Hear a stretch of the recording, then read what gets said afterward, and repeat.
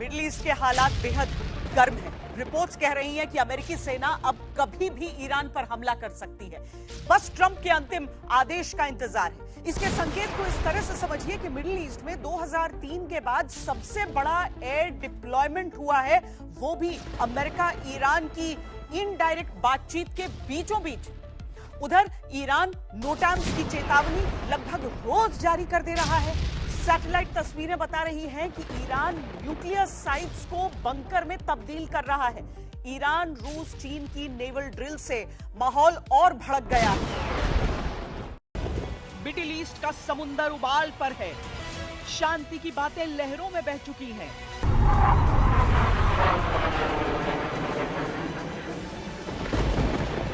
महायुद्ध की बारूदी तैयारी चरम पर है। डोनाल्ड ट्रंप अपने सुरक्षा सलाहकारों के साथ ईरान को राख करने की मीटिंग पूरी कर चुके हैं। दुनिया सांस रोक कर खड़ी है, क्योंकि आज हम आपको वो तारीख बताएंगे जब ईरान पर अमेरिकी मिसाइलें बरस सकती हैं। अमेरिकी मीडिया के गलियारों से जो खबरें आ रही हैं, वो पूरी दुनिया को हिला देने वाली हैं। सीबीएस न्यूज का बड़ा दावा है, डोनाल्ड ट्रंप ने ईरान पर हमले की टाइमलाइन पर चर्चा पूरी कर ली है।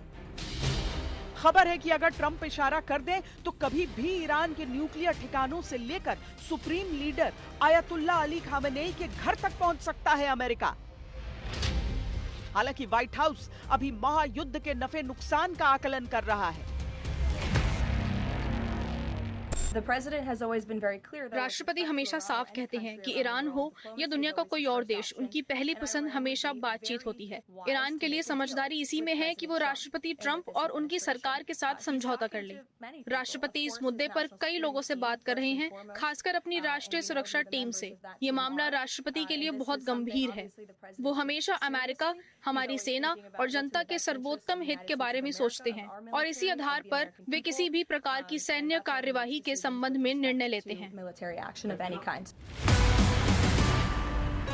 अगले 3 दिन के अंदर पेंटागन मिडिल ईस्ट से अपने कुछ सैनिकों को हटाकर यूरोप या अमेरिका शिफ्ट कर रहा है। ये पीछे हटना नहीं, बल्कि ईरान के पलटवार से अपने जवानों को बचाने की चाल है।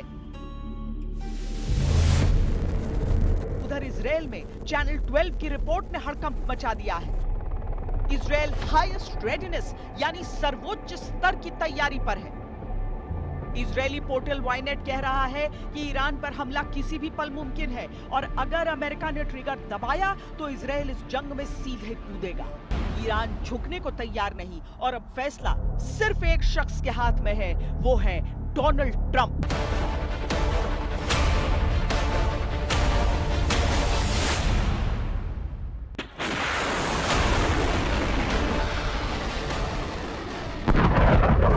क्या ये वर्ल्ड वॉर 3 का आगाज है?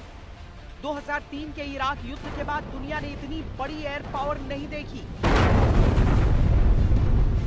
50 से ज्यादा फाइटर जेट्स पिछले 24 घंटे में मिडिल ईस्ट पहुंच चुके हैं। इनमें F-35, F-22, F-15, F-16 शामिल हैं। 170 से ज्यादा मिलिट्री कार्गो फ्लाइट्स, जिसमें C-17 ग्लोब मास्टर और C-5 गैलेक्सी शामिल हैं। अमेरिका ईरान के आसपास अपने बेस पर गोला बारूद का अंबार लगा रहा है। कतर, जॉर्डन, बहरीन के बेस बारूद से लदे हुए हैं। अब देखिए ईरान की घेराबंदी का नक्शा। समुंदर के रास्ते ईरान का गला घोंटने के लिए 2 विशालकाय विमान वाहक पोत तैनात हैं। यूएसएस एब्राहम लिंकन पहले से ही अरब सागर में घात लगाकर बैठा है। यूएसएस जेरार्ड आर फोर्ड, जो दुनिया का सबसे बड़ा जंगी जहाज है, वो मोरक्को के तट को पार कर चुका है। इसने अपना AIS यानी ऑटोमेटिक आइडेंटिफिकेशन सिस्टम ऑन कर दिया है और अगले 3-4 दिनों में ये इजरायल के करीब होगा। ट्रंप ने चुनाव में वादा किया था कि वो अमेरिका को जंग से दूर रखेंगे, लेकिन आज वो अपने दूसरे ईरान हमले की दहलीज पर खड़े हैं। पिछले साल जून में 12 दिनों के युद्ध में ईरान के 3 न्यूक्लियर ठिकानों को नष्ट करने का दावा किया गया था, लेकिन काम अधूरा रह गया। अब ट्रंप उस काम को पूरा करना चाहते हैं, लेकिन ये मत भूलिए कि ईरान ने भी कसम खाई है कि अगर हमला हुआ तो वो अपनी हर मिसाइल दाग देगा। इजराइल से लेकर अमेरिकी बेस तक बैलिस्टिक मिसाइलों और ड्रोन्स की ऐसी बारिश होगी कि दुनिया दहल जाएगी।